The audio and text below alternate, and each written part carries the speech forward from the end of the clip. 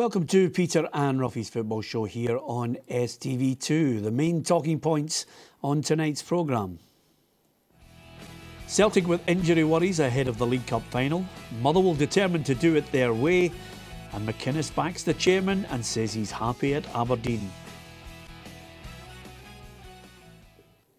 Yeah, that's just a few of the talking points Alan Ruff and myself, Peter Martin, will be discussing this Friday night. And as ever, delighted as we look ahead to the weekend to have the company of the Daily Mail's Hugh McDonald. So before we get into the meat and bones of the Betfred League Cup final, here are the morning papers, the back page headlines. The Daily Record, Dell loves the Dons, and over and above that, you've got Gers need a bit of PSG about them. This is Graham Murty saying that they need to take a leaf out of Paris Saint-Germain's books.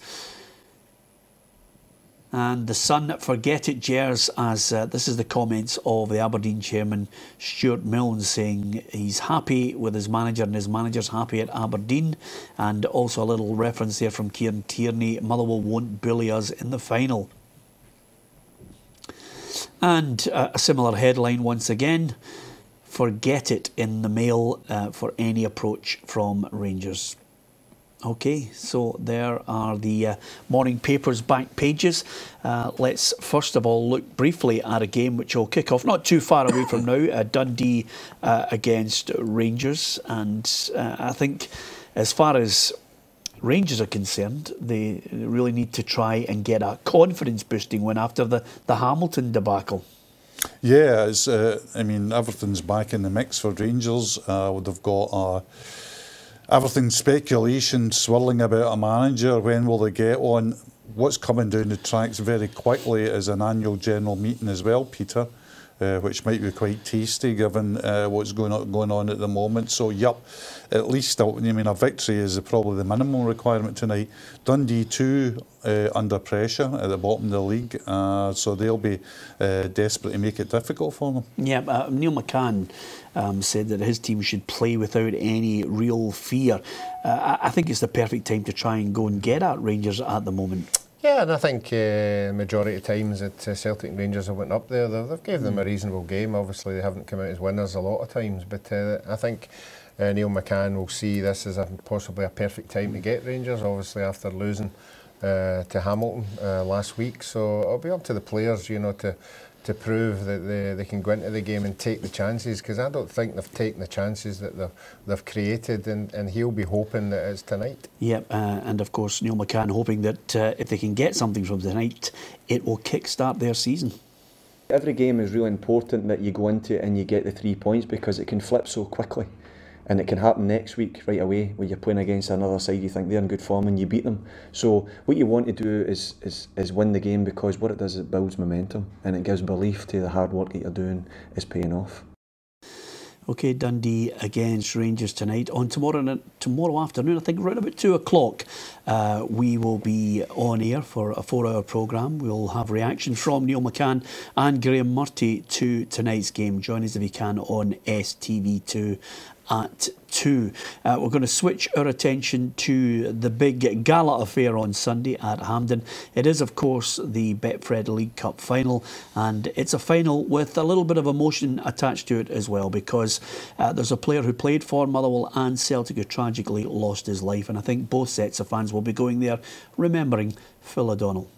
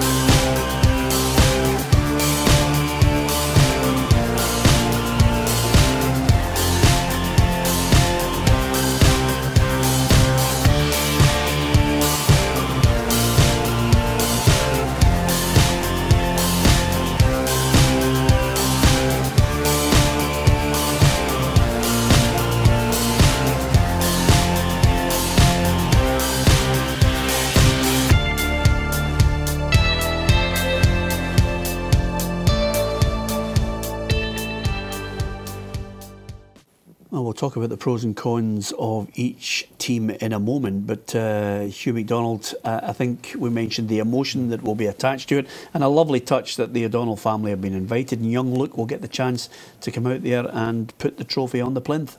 Yeah, you know, Scottish football gets some things wrong, but when they get something right, they get it really right, and that's fitting and proper. That should be done tomorrow, and Sunday, and it's really, we always talk about, see when players die prematurely, we always talk well of them, and in this case, it'd be hard to find anybody who would ever have a bad word to say about Phil McDonald. Phil McDonald was a real gentleman, courteous, great player, fully committed to every team he ever played in, so I think there'll be a fitting tribute tomorrow. Yep, absolutely. Is there any benefit whatsoever that Motherwell can take from the fact that Celtic have been on the end of a real hiding from Paris Saint-Germain? No, first of all, I think the Celtic players will be professional enough to put it in the back burner. They'll move on. They know that they've had a fantastic season apart from that game. The only thing that might hit them is obviously the travelling, you know, the getting them back to where they were. You know, I just think that always seems to be a big thing when Celtic come back for a European game.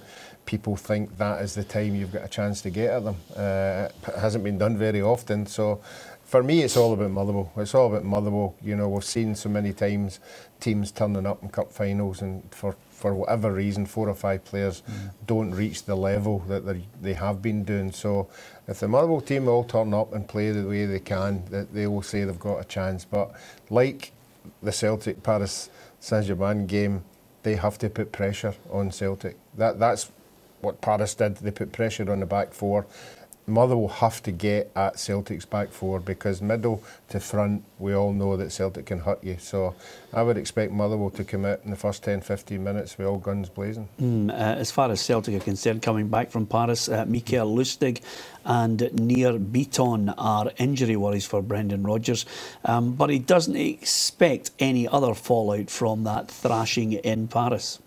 Yeah, well, of course, this is a goal for ourselves. This was, you know, we're looking to win the competition. That's clear. It was our first trophy last year, and that was our second target of the season. We wanted to qualify for the Champions League, and then we wanted to ensure that our next target was to win the League Cup.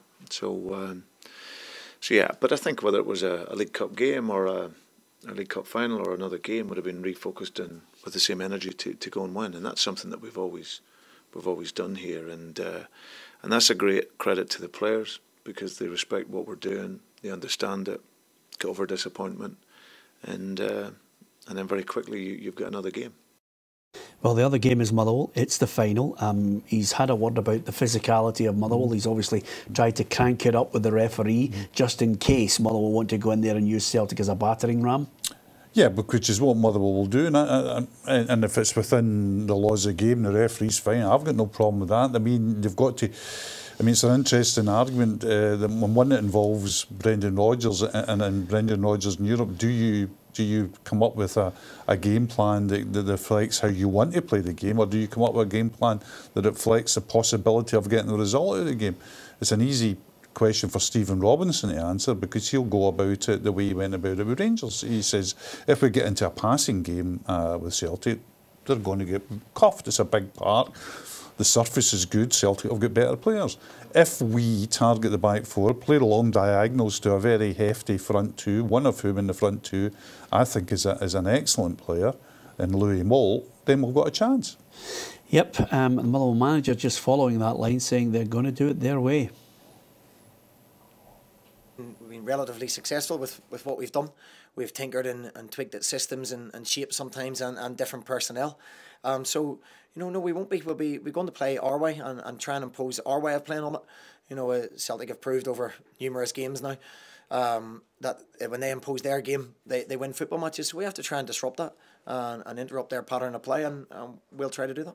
You know, if we go and try and play Celtic at their own game and try and outpass them and outplay them, we'll get beat. You know, simple as that there. We have to find a way that suits our personnel and our players and our budget, you know, so, and that's what we've done, and we've been pretty successful so far at it, and we're not going to change that on Sunday. what they've all got is an attitude to prove people wrong. And it's a great desire, and in anything we do around the place, whether it's a passing drill or a small-sided game, or whether it's up in the gym, they all want to be the best at it, and we've created that mentality, and if we can take that into Sunday's game, who knows? Yeah, both managers setting it up brilliantly for Sunday's gala occasion. We'll get the view of some of the players as well.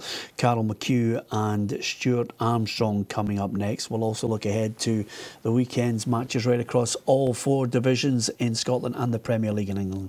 Join us after the break.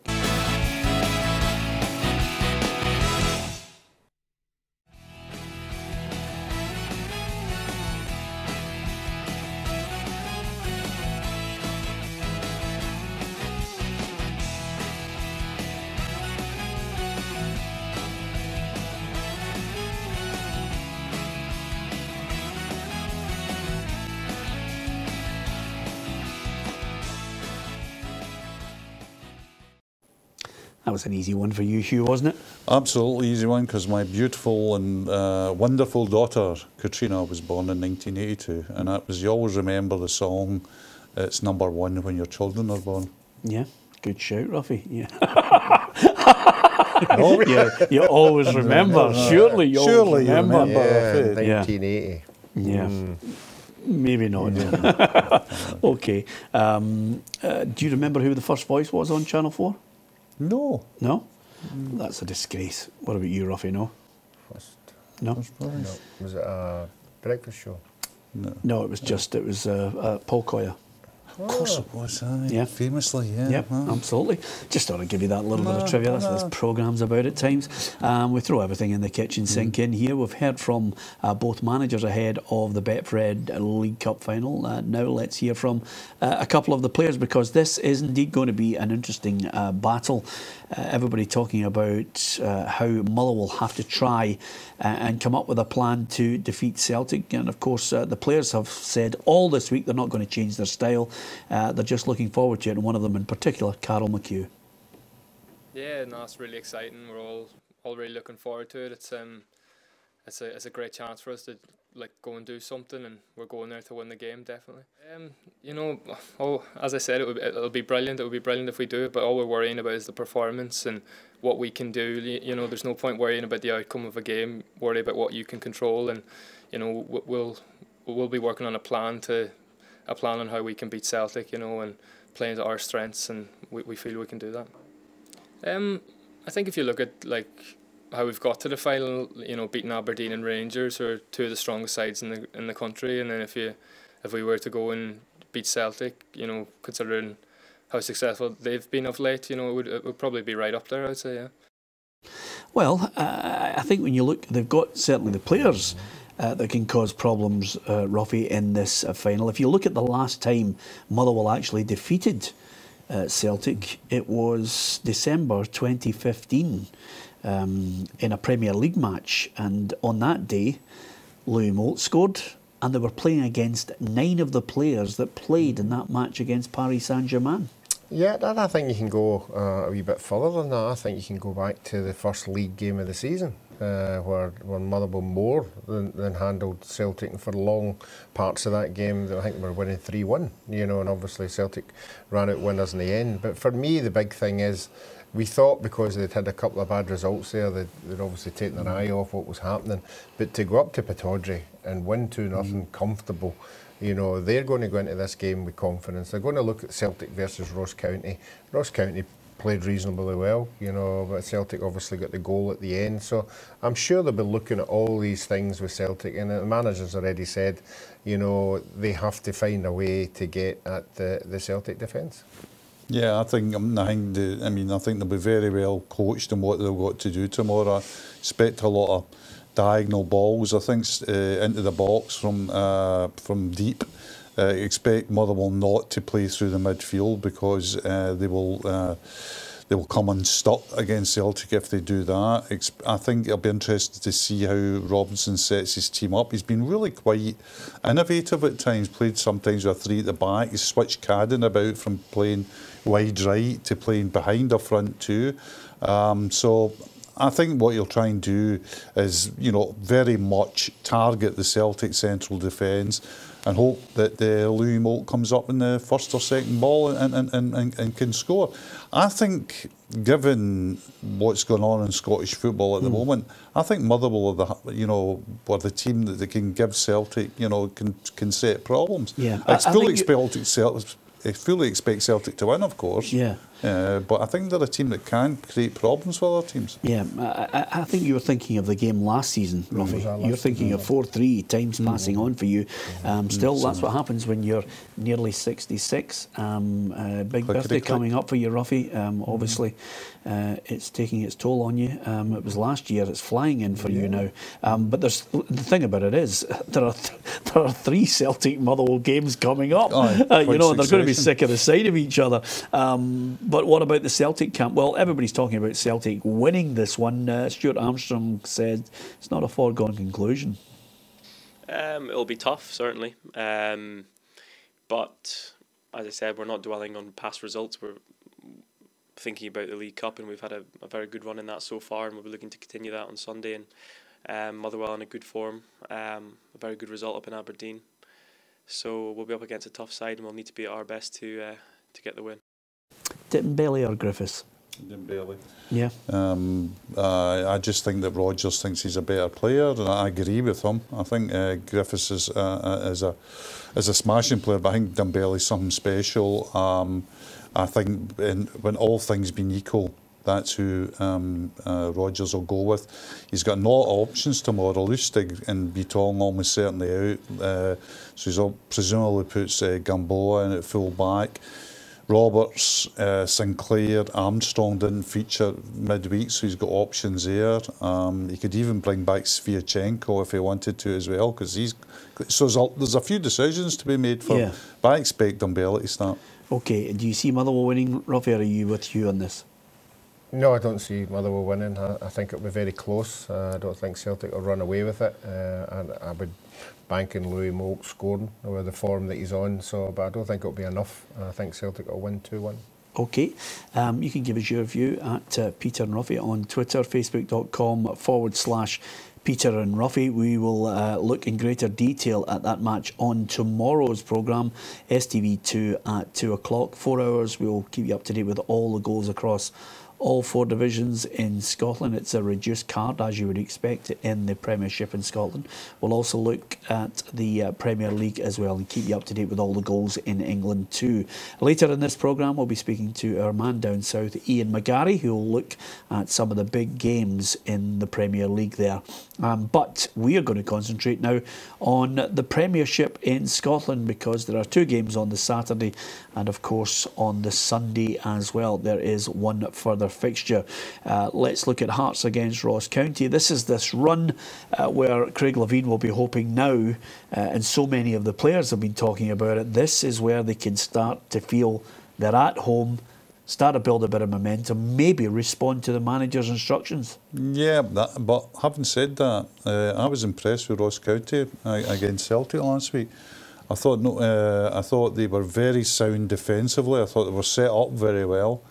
They had a couple of little glimmers, no strong chances, but a couple of little glimmers of chances. I just thought they looked a decent team. I don't think they'll be dented by that loss as well. I think they'd have come away with that and said, you know what, we'll get beaten 1-0 from a wonder free kick from Griffiths, there's no shame to that. I think this is a very, very difficult time for Hearts. A very difficult game for them as well. They're not in a good run of form, and that tends to build and build and build.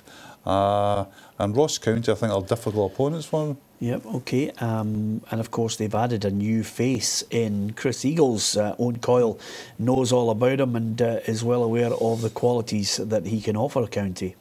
He's a creator of goals, he's a scorer of goals, you know, pleasing in the eye, very elegant, and he comes with a real, like a lot of people in football, a point to prove to show everybody that he still has the quality to play at the top level.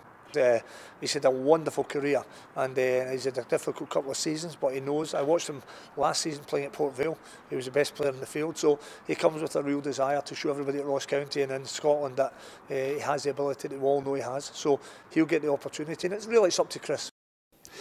Yeah, well, that's the calibre of player you'd like to see, just raising the bar a wee bit more. Maybe enhancing the qualities of some of the homebred players who look at that type of player and think, well, that's the level I'd like to get to. Yeah, he's got Manchester United pedigree, admittedly, in the far past. Eagles, of course, will be looking at it for himself. He'll just be saying, listen, I just want to get back in the game. I want to earn a living. I want to do it. So it'll be down to his attitude and willingness to perform. He's certainly a good technical player, no doubt about it. Interesting to see him. Yeah, interesting to see him. It looks as if he'll get a start against Hearts as well. Yeah, and in some cases, sometimes you see players coming to Scotland at the tail end of their career just looking for a wage. This is clearly, along with Yusuf Malumbu, this is clearly a manager being able to use his contacts and say, well, if you're at a loose end or if you're looking for something that can maybe stimulate you, come up here and try it. Yeah, but Owen Coyle will know the standard that he's playing in. He'll know the standard that these guys are playing in as well. And if he thinks that they can do something for Ross County, why not try it? I mean, the owner, it's not the first time the owner hasn't backed the manager and bringing 2 or 3 players in. So it remains to be seen how they do, but I don't think it's a negative signing for both of them. Yeah, it's getting tougher and tougher to pick who's actually going down now because everybody's loading the bases, Hugh. Except Hamilton, who are just getting on about winning games. I mean, but the Hamilton thing is incredible. We keep saying, well, I keep saying, with that budget, they must be bottom of the league. And they just keep on, you say, well, once the season goes on, they'll lose it. That result last week, another 3 points away at Ibrox. It's really tough. I mean, I told you I was Hamilton and Ross County go down. I'm not so certain about that at all now. Yeah, I was in your camp as well. I picked those 2 teams, and I have to say, Hugh, it's a moment of uncertainty creeping in now. But the January transfer window will probably give us a greater picture as we go into the second half of the season. You mentioned Hamilton. We'll talk about Hamilton, and we'll hear from Neil Lennon and Derek McInnes after the break.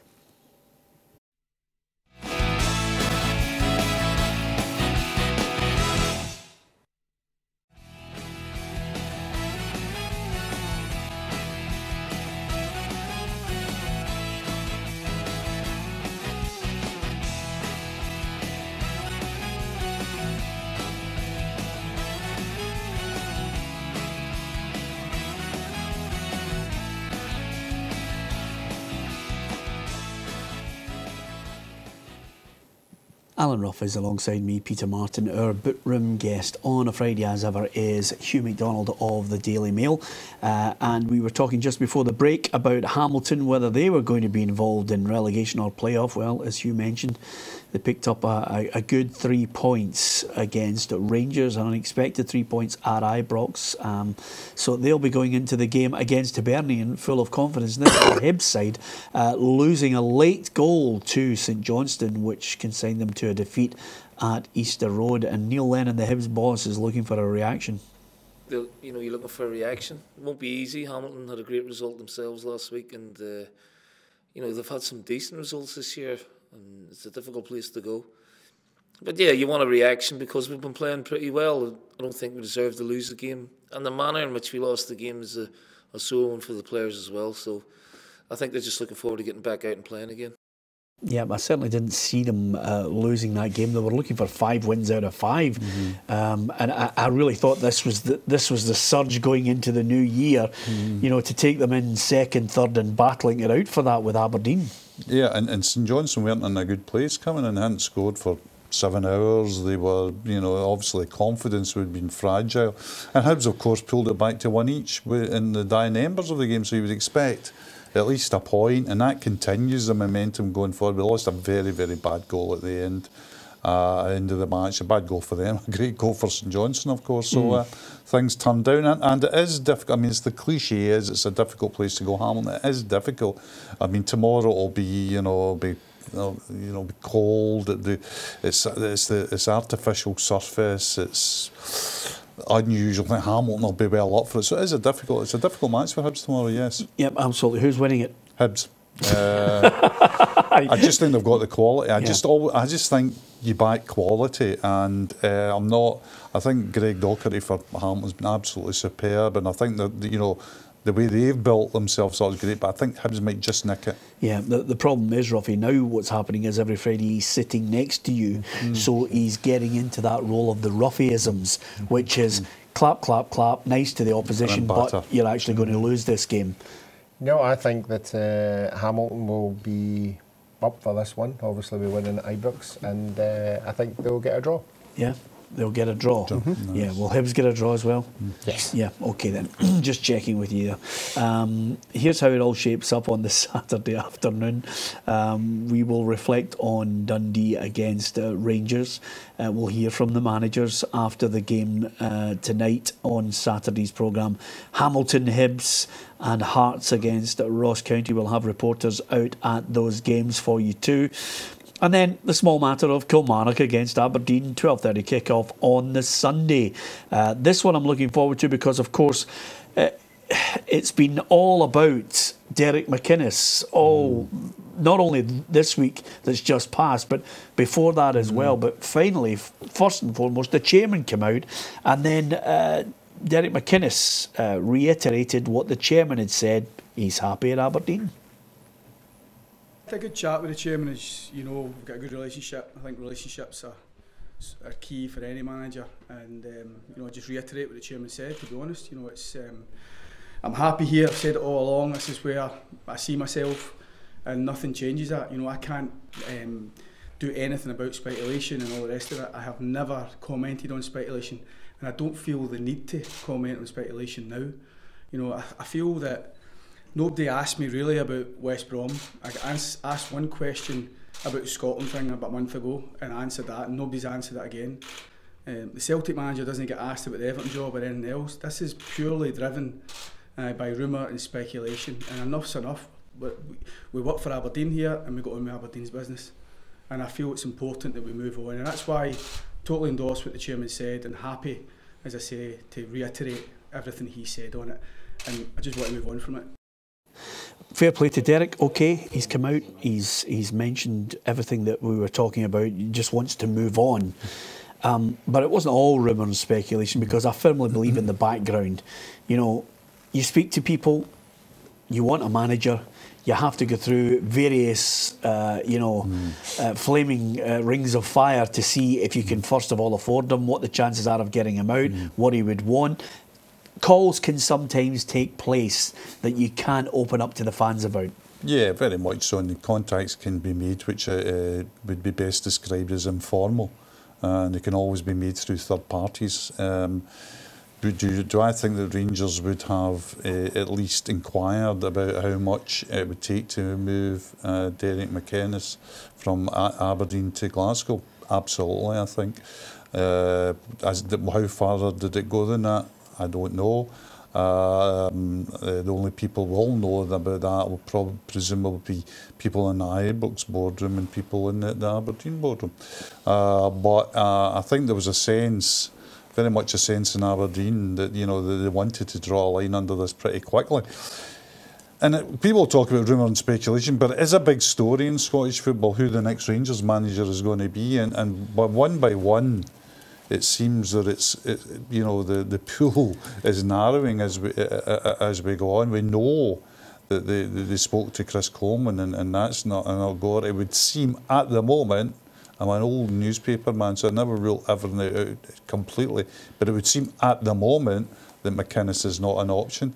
So I wonder where they go next. Well, one of the things I have mentioned on this programme this week is quite simply, Hugh, the Aberdeen fans will be delighted, and rightly so.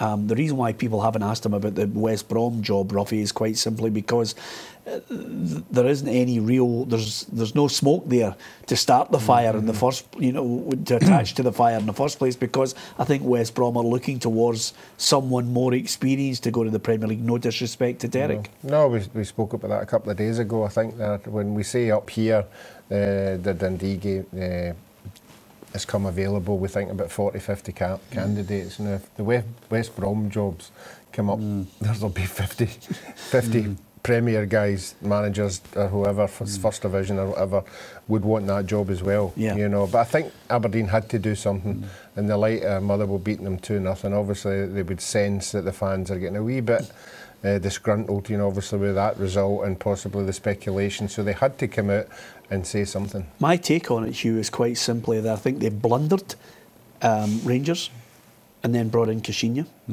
When people on that board made a decision to go this way, when they should have gone for McInnes, Aberdeen boxed them off with the new deal, and then from there I think they haven't been able to afford them. Yeah, well, that's the crucial thing, Peter, is, was that we can all make mistakes in life, and although Kashinya, in fairness, and we talked about that, this is not hindsight, we talked about Kashinya from day one, we were saying, what are they doing here, and it became very clear. I think as well is that, clubs well-run clubs will have potential managers in the top drawer. They'll know where they're going next. Even when things are going great, do you think Lowell hasn't got a list of who he wants, Peter Lowell, who he wants if Brendan Rodgers goes? Of course he has. He'll have a list of who he got through. Rangers really had, since Progress Niederkorn, Rangers should have known then this was untenable and should have been moving then. I think the money issue is bigger than people realise. Yeah, I also think the other issue here is that I think that, well, Rangers fans want a new manager. They've missed out McInnes. He's a good man, knows the game, knows Scotland, can see an eye for a player. I think Rangers fans will look and say, this next one, there are already some people disgruntled about that board. I think it needs a new board. I think it needs new investment. But I think they'll be looking and saying, this next call from you is massive. And coming along the line as well, Peter, is that this AGM, we're talking about, we're in the area of soft loans. This is what is keeping Rangers going, is soft loans. That board, there's people on the board that are putting their hands in their pocket with that. What might be coming along the line as well is the Court of Session coming out and saying that the cold shoulder for King is, backing that, and King losing his appeal there. That would be really bad news, particularly if you're looking in the future to a share issue. Yeah, and this is, of course, on the basis that he has to stump up the money to buy the rest of the shares. It has stump up 11 million. And it says, the great phrase was, I'm impecunious, and doesn't have the 11 million. Yeah, OK. Of course, it's Kilmarnock, the opposition, and Steve Clark's been able to add Yusuf Malumbu, and Malumbu well happy to be back playing football again. So basically, I was in my living room, I was looking at the press, and I saw Steve Clark took in charge. So I called my agent. I'm like, yeah, maybe we can talk with him and see what's going on over there, And as soon as I called him, he was surprised first, and he told me to wait a little bit because he has to play some game and to see some lads over here. And then he told me to come for a training, I did a week, and I didn't really hesitate, It was a big balance in a bucket, And, now I'm very happy to be there, with the lads. They helped me. They were very great with me, so I'm looking forward to play my first game. Well, there's no doubting his pedigree, Ruffy. If he can get it together, he might be a really good signing for them. Yeah, and I don't think Steve Clark's going to bring somebody up he doesn't think is going to do well for the club, and as you said, sometimes we get players coming up from England and they're very, very good, and I'm sure that's what Kilmarnock will be hoping. OK, coming up after the break, we'll look at all the other games on offer in the lower divisions in Scotland, and we'll look at the Premier League and speak to our man down south, Ian McGarry. Join us after the break if you can.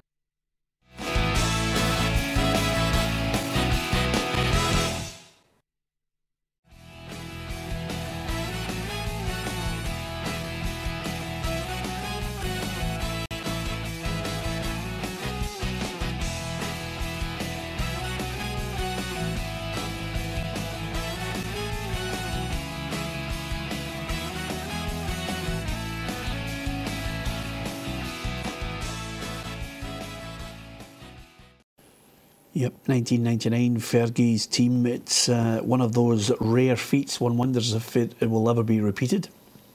It's a big one. It's a big one to do. If any was one to do it, I mean, they'd have to be an outstanding team. I think Manchester City at the moment are becoming an outstanding team. Yeah, capable of that achievement.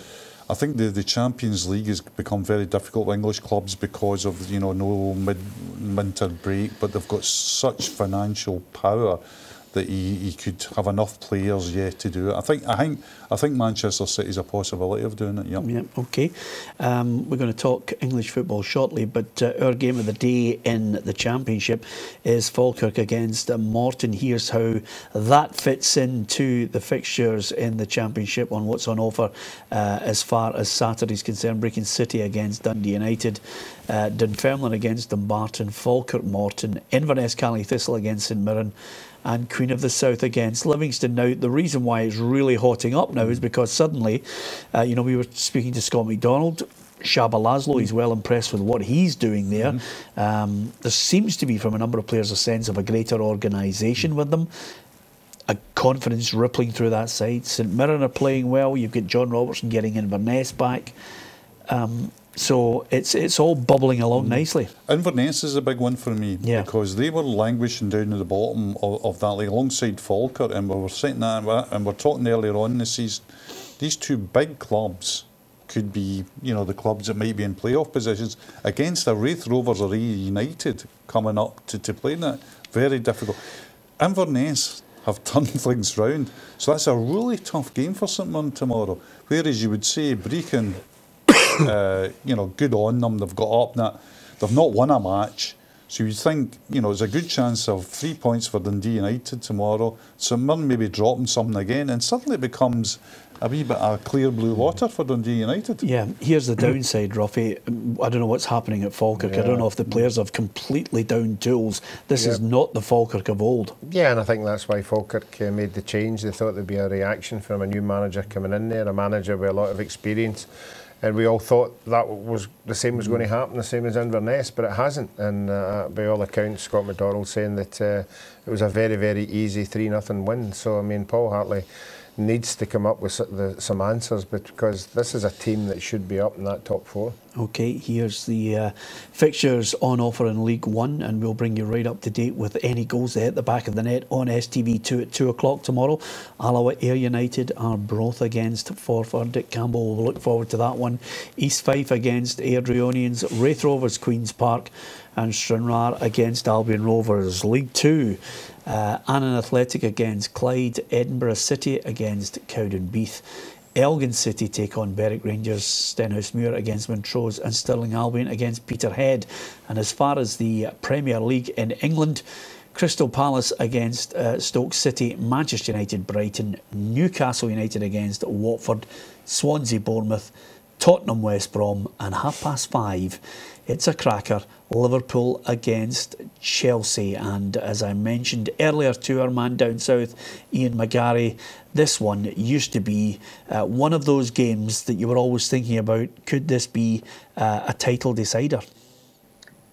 I'd say that's a very realistic way to put it, Peter. However, I think both teams would certainly want to contradict you on the notion that their title challenge is over. I think we know that Manchester City are in a very strong position.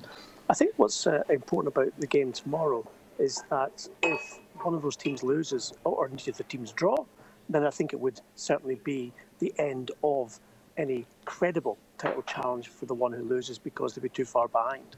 Now, for Liverpool, obviously that'd be much more detrimental because they're so far behind and 3 points less than Chelsea.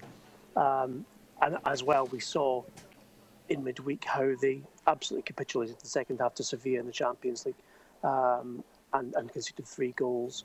And that's been Liverpool's their weakness all season. I was actually at Anfield last weekend, and so beat Southampton 3-0, and they looked quite a good team, and yet they go out and lose so easily. In contrast to that, you see Chelsea, albeit not the best team in the world, Karabakh, but they win comfortably 4-0, do it with some style. I think what we can probably expect from tomorrow's big game in the Premier League is goals, because you've got 2 very, very potent attacks. And it could well be one of those games where let's see who can outscore the other one. Yeah, give me your prediction then. Who do you think is going to win it? I think Chelsea will probably come out on top because they've got the mentality, Peter. But I do think it'll be high scoring. I could see it being a 3-2, 4-2 game, but in Chelsea's favour. Klopp's concerned, he's got some special players that can change a game for him, but I just think the back line just can't seem to defend. It's been his problem all season. He can't sort it out. Well, we know that they pursued Virgil van Dijk for several months last summer, Peter, and it was, futile in the end. It fell down at the last part of the transfer window because Southampton got a new majority shareholder and didn't need the money to cash in on him. Interestingly, he didn't play very well against Liverpool for Southampton at Anfield last weekend, but it remains the absolute priority for Jurgen Klopp to sign a dominant and a domineering centre-half who will keep the rest of that defensive line in check. Obviously, Alberto Moreno was culpable several times on Wednesday against Sevilla. That needs to change the left back. I don't understand why Andy Robertson is not in that team. He's played 2 Premier League games this season. The last game he started was man of the match, and there seems to be something between Klopp and Robertson which doesn't quite fit. Weird, because Klopp was there when he bought him. So it'd be interesting to see if Klopp makes a change and maybe Robertson comes in against Chelsea tomorrow. Ian, talking about European capitulation and catastrophic defending, it's not restricted to one side of Merseyside. Everton are a shambles at the moment. It's shocking, Hugh. It really is. I mean, everything has disintegrated. They were bad over the last few games under Ronald Koeman. They've had one result in terms of, one win, one draw under David Unsworth, but things have gotten worse and worse. And this is a classic example of a club who sack a manager without having a plan in place to replace him. We've learned in the last 24 hours that Marco Silva of Watford will not be allowed to join Everton. He was their 3rd choice. So where do they go from here? I mean, it's a ridiculous situation for a Premier League club to be in when they cannot find a manager. And they'll end up with a 2nd choice, no doubt about that. And that 2nd choice will be the one who will have the task of having to keep them up, never mind put them back in a place where they can challenge for European places, which everyone was expecting them to do at the start of the season. Just before you go, Ian, got to get your thoughts on Derek McInnes. He's firmly shut the door on any possibility of going to Rangers as their next manager, but there was a slight link with West Brom. Obviously, he has an association with him as a player. What's the latest on where they're looking for a new man? Again, a bit like Everton, Peter, they're struggling. Sacked Tony Pulis without having a plan B. I think McInnes certainly came into the consideration in the early part of when they were deciding on a shortlist. However, my information in the last 12 hours or so is that they want a manager with Premier League experience. They feel that whereas they do want to change the style of football away from the way Tony Pulis was playing, in the long term, they feel that the club is in such dire straits right now that they need to employ someone who can just basically make sure they survive to the end of the season. And of course, we all know the TV money increases year on year for the Premier League, so survival in the Premier League is essential. So I think we'll see a short-term appointment for West Brom. But don't rule out Derek McInnes maybe for next season. I think that would sit more comfortable with him as well. Yep, a bit worried about Ian McGarry's house. People are just walking in and out now, Ruffy. I mean, it's just a disaster in there. The place is mobbed. Yeah, a lot of people who listen regular, watch regular on a Friday night will be wondering, where all these people have come from. But you're going to explain that it wasn't in his house. It was just they were nicking his books at the back. Yeah, exactly. Oh, the silver mirror has gone. But nevertheless, good to hear from Ian there, who was actually on his way to the Man United Brighton game for tomorrow. I think they get a stopover. Remember a stayover, Hugh? Remember those days? You still get that down in England. You don't get it up here, do you? In and out, and go to the game, fly you back straight from the game. You're clattering away in your laptop as you're going through security. Or if it's Kazakhstan, you've got 9 flights to look forward to get there. Just before we finish, I've got to give a mention to the Women's Scottish Cup final. It's Glasgow City against Hibernian. Of course, they made a real fight about this time. It's getting closer. Only 5 points between them in the league. They're missing a couple of players, Glasgow City. This could be close. It could be close, but you would have to go with Glasgow City just on form, pedigree. They're the winners. They're the team that has dominated Scottish women's football. But as you say, Hibs are in with a shout. Yeah, let's see if Ruffy's going to pick Hibs or Glasgow City in this one. Oh, I think Glasgow City will win this one. Is that what? What? Yeah, a former club and you've gone against them. You're an absolute disgrace. Don't go to Easter Road tonight, Ruffy, by the way. It'll be a nightmare. And then again, you know, when you're 66, you don't want to walk about anywhere on your own, to be perfectly honest with you. On a cold night. Yeah, let's hope he has a look at that face. Let's hope he has a very happy birthday when it comes. People, you can tweet us, you can send us messages on Facebook. That'll annoy the life out of him. Look at, he's raging because we gave away his age. Join us tomorrow at 2 if you can. Good night.